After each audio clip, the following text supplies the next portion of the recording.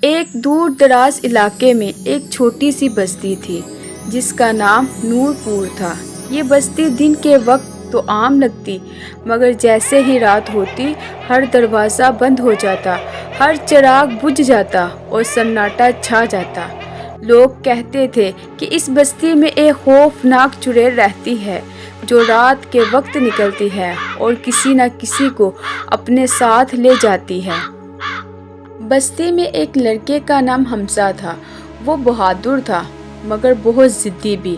وہ ہمیشہ کہتا کہ یہ سب کہانیاں ہیں، کوئی چڑیل نہیں ہوتی۔ ایک رات اس نے فیصلہ کیا کہ وہ سچ معلوم کرے گا۔ وہ آدھی رات کو چپکے سے گھر سے نکلا۔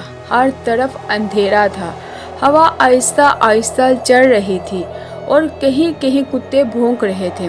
وہ بستی کے پرانے کنویں کے پاس پہنچا جس کے بارے میں کہا جاتا تھا کہ چڑیل وہی رہتی ہے۔ اچانک اسے پیچھے سے کسی کے پائل کی آواز سنائی دی۔ اس نے آہستہ سے مڑ کر دیکھا۔ تم یہاں کیا کر رہے ہو؟ اس نے دھیمی اور ڈرونی آواز میں کہا۔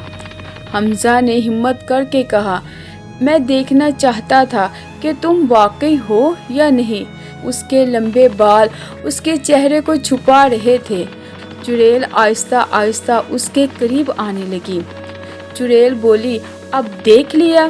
حمزہ پیچھے ہٹنے لگا مگر اس کے قدم جیسے زمین سے چپک گئے تھے۔ میں کئی سالوں سے اس بستی میں ہوں، مجھے ساتھ چاہیے۔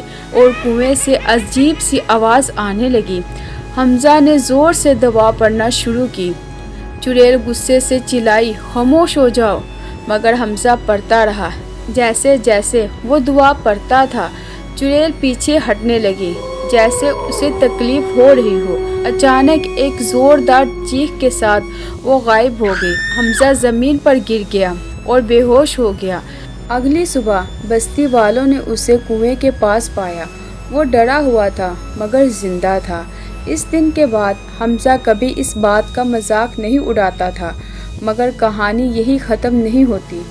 لوگ آج بھی کہتے ہیں کہ رات کے وقت کنویں کے پاس کسی کی پائل کی آواز آتی ہے اور کبھی کبھی کوئی آہستہ سے پکارتا ہے، واپس آ جاؤ۔